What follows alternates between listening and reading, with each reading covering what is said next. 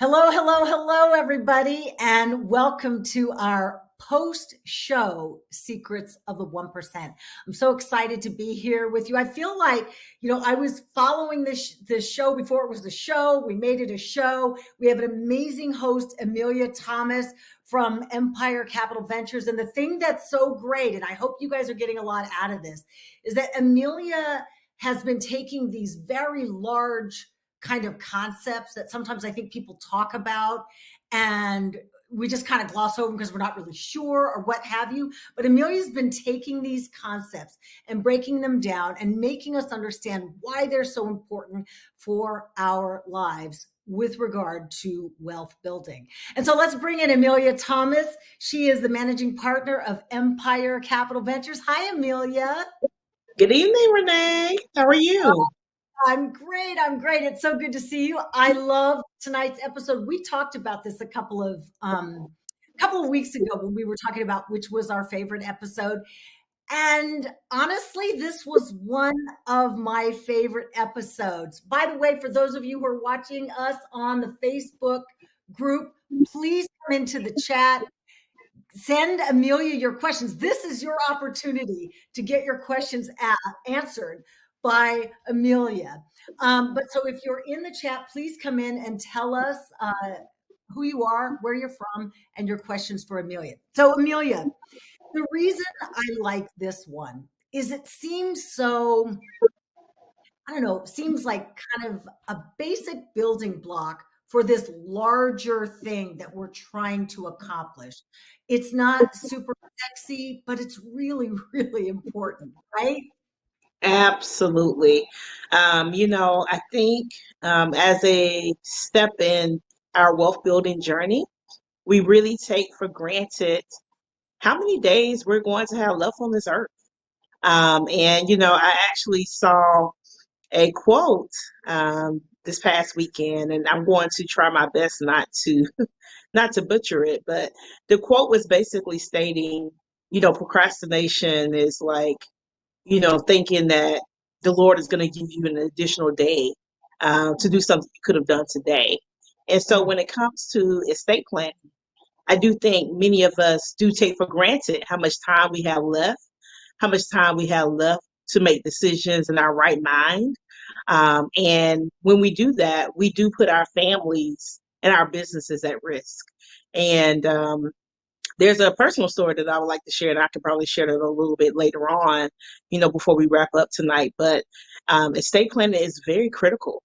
And hopefully everyone got something from the show tonight to highlight the importance and the necessity of estate planning. And estate planning is not just for the rich and famous. In fact, many people, particularly as more the baby boomers and our grandparents are passing on, we're finding more and more how important estate planning really is. Yeah, definitely. And, I'd like to address that first point when you said, I think a lot of times people don't think they need estate planning because they think, I don't have an estate. But it's really for everybody, right, Amelia? Absolutely. In fact, the counties, the states, the federal government, they're counting on you to not do any estate planning because that's how they get revenue, right? So the more of us that don't actually sit down and do estate planning, the happier our county officials and local government officials really are, because again, it is a major source of revenue. When you're hearing about these estate sales, and you're hearing about uh, someone losing an asset, due to someone passing, that is just a cha-ching for your local county government and sometimes the federal government if the estate is large enough. So yes, estate planning, there's always a plan. It can include you or not. Right. And the governments would prefer that you not be included. So if you want to make sure that those assets go where you want them to go, that you maintain control, we need to be a little bit more proactive when it comes to our estate planning. I love when you said, if you don't, not having a plan is a plan and it's not a good one. And I think that's really what we're talking about, Amelia, is we're sort of, and correct me if I'm wrong, but aren't we sort of like, laying the foundation for generations of wealth that come, after us. We're not just, we don't need to spend all of our time building wealth. We also need to be thinking about protecting it. And that's really what this falls square under, right? Absolutely. So when we are building more sophisticated plans for our clients, we're always thinking about, yes, how do we grow it? But we're also is equally concerned with how to protect it and how to pass it. Most people, when they pass on wealth, it really does not last past the next generation. And if we really want to be serious about closing the wealth gap of the African American community or the Black community in this country, we have to get a lot more serious about protecting the assets that we have and making sure that our families are educated so they can grow that wealth and not squander that wealth. And I think that is, part of the problem that we are also experiencing right now. You know, we now have access to more information than we ever had previously. And now that we have access to this information, we're not doing a good enough job of making sure that our loved ones, our kids, our nieces and nephews are equally as knowledgeable about why we made certain decisions regarding our money or why we made certain decisions regarding our assets so they can continue that legacy moving forward. One of the things that you talked about, you mentioned wanting to share a personal story. And by the way, those of you who are coming in, please, this is your opportunity to ask Amelia a question about estate planning, which was the episode tonight for Secrets of the 1%. I look back on my own sort of wealth building journey. And I think one of the smartest things I did years ago was my mother had dementia with Alzheimer's like properties. And before she, while she still had her faculties, we went and saw a lawyer and we went and got all of that stuff taken care of. And as difficult as those things were at the time, I can't imagine how hard it would be on the back end, if you will. You know what I mean? So it's like, yes, you have to have uncomfortable conversations, but you're saving yourself really uncomfortable conversations, after the person passes. Absolutely. And oftentimes, guess what? Once the person passes, sometimes you still need to have conversations, and those conversations are never had because we don't properly deal with grief either in our community. And so, we just want to push it to the back of our minds and try to, forget about, some of those decisions that we absolutely need to be making, because we did not plan for them prior to someone passing, prior to one of our loved ones passing. And, as I shared in the video about my mom and certain decisions that she will make, right? About the importance of making sure that, my own estate planning is in order because I know, I'm very well aware of my mom's religious convictions. And, her convictions are not mine. And I don't see eye to eye, with her on that. The same with my dad, when he was on when he had a major heart attack and we didn't think he was going to make it, but he was in his right mind. He was able to speak, and I had been begging him and my mom for years to meet with the estate planning attorney. I had paid for everything, and it was on that hospital bed. After he had that heart attack, he asked. He said, "Hey, do you think the attorney will still talk to me?" And I was like, "Absolutely. You could talk. You could think. You could speak. There's nothing wrong with you mentally. So yeah, And so we had to get the attorney there because again, my dad's convictions about what he would want to happen to him are not the same as my mom's. And he was like, "Amelia, don't let me be hooked up to a machine." And I'm like, "Well, I can't make that decision. I'm not your wife. Mom is still around." So, those conversations, while they are uncomfortable, they are very important because you will want to make sure that that person's wishes are being followed, in the event that they are, unable to make those decisions for themselves. Yeah. And just, you touched on it just a second ago about like, so much is going on after a person passes and it's so much easier. It's somewhat difficult. in the beginning to have those hard conversations, but it's so much easier once everybody's clear on the direction and the wishes, and all you have to do is follow it. We have a question here, Amelia. Somebody said, it's Alicia says, would you share the best place to start for one, layman terms education on estate planning, and two, assessment for best path for estate planning? So layman terms for education on estate planning and assessment for the best path for estate planning.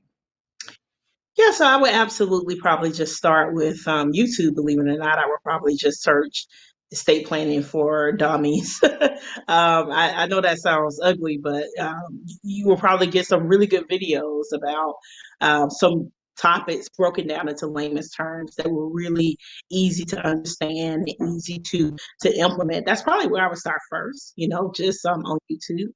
The second place that I would probably start excuse me, the second place that I would probably start is reaching out to like your local bar association to see if they have any law clinics or if they have any law schools that do pro bono work, just so you can see like, hey, are there any organizations that are doing free estate planning hosted by local attorneys, that you can now take advantage of. So I would look for my local resources in my local community. Sometimes the cities and counties, they even host local fairs where people can come and meet with attorneys pro bono and get some essential estate planning done. And then if you also have a relationship with an attorney, I would probably just ask them, like, hey, do you know anyone that does estate planning? And maybe just have an initial consultation. That initial consultation may cost you a couple $100s, but it will be probably some of the best money that you'll spend, because now you can tell that person specifically what's going on with your situation and what you're concerned about and what you want to happen with your assets. And they'll be able to give you better recommendations that are customized to you, and not just the general public, about what you should be doing next. Everyone may not need a revocable trust, but everyone needs some form of estate planning. So I would say those are probably some of the best places to start.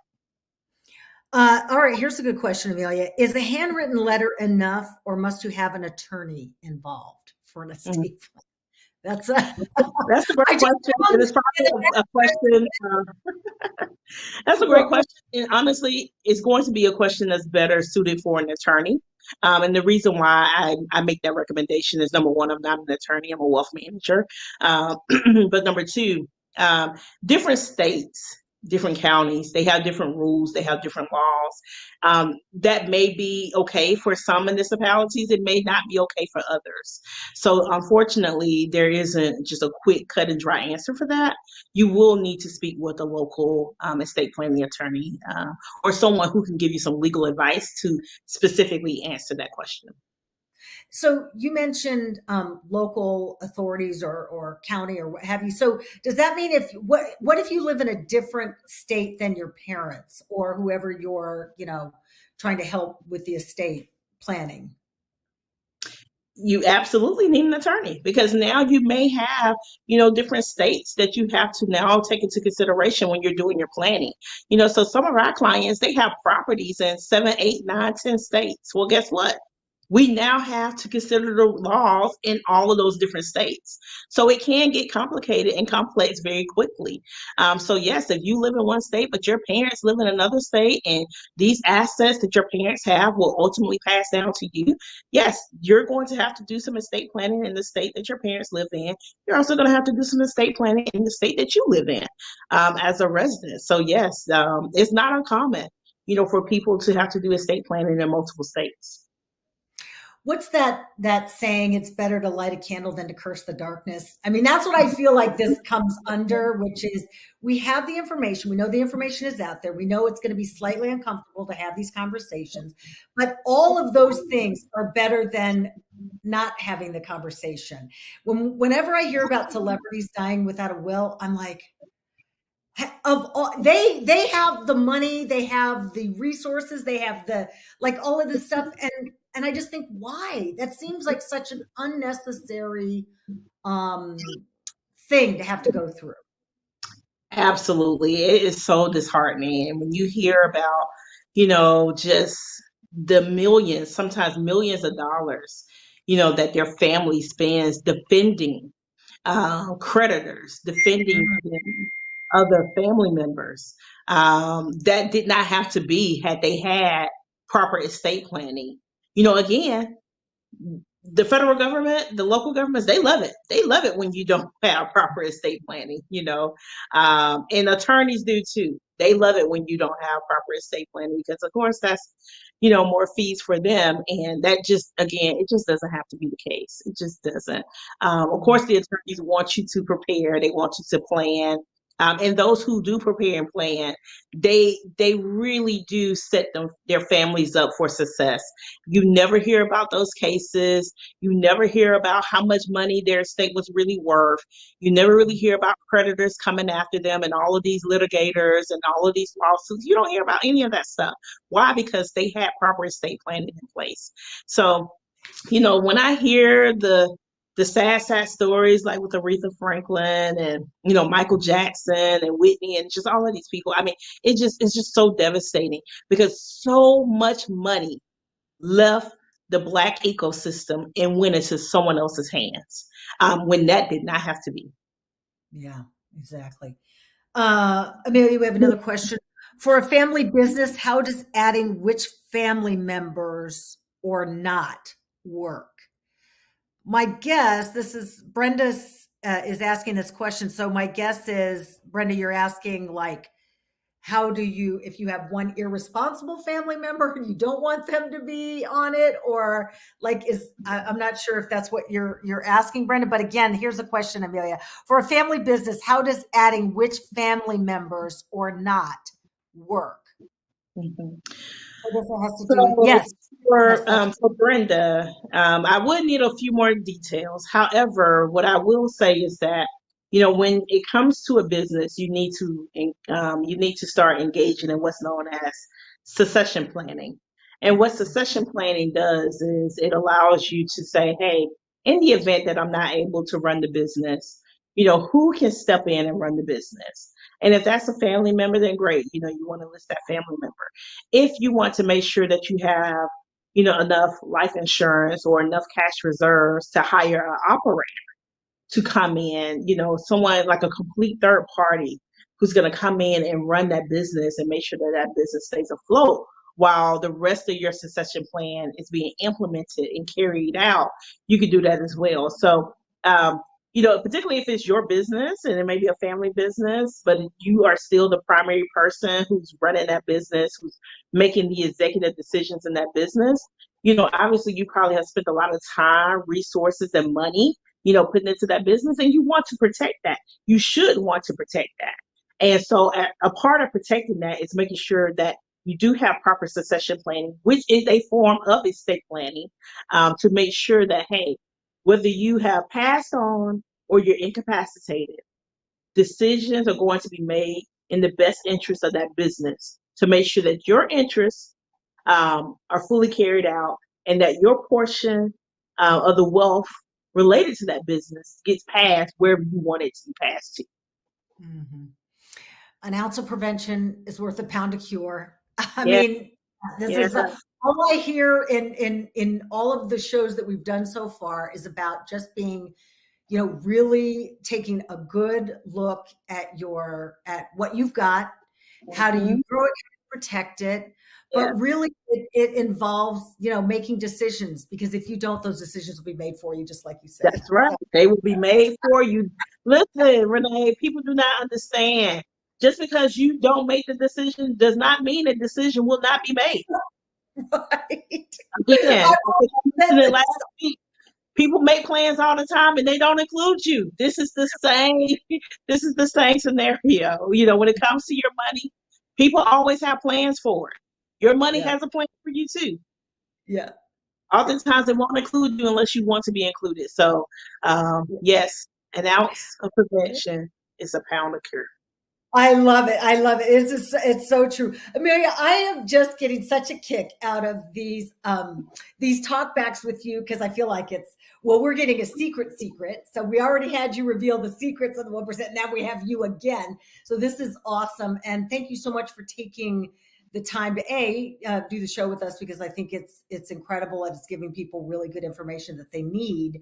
And then secondly, to take the opportunity to do this sort of debriefs with us on the No, back end. fabulous. Next week, we're going to be talking about another good one, everybody who's listening. Next week, this is Secrets of the 1% is going to be about managing your financials during economic downturns. And I think this is a great one because we know that business is cyclical and that we may get through this cycle, but it will come around again. And so you've got some real great information on that as well. So yeah. Absolutely. I'm really looking forward to next week's episode. Okay. All right, Amelia, thank you so much again. And we will see you next week. And Yes, thank you, everyone. thank you, everybody who tuned in, who asked questions. Appreciate your time on this debrief of Secrets of the 1%. We will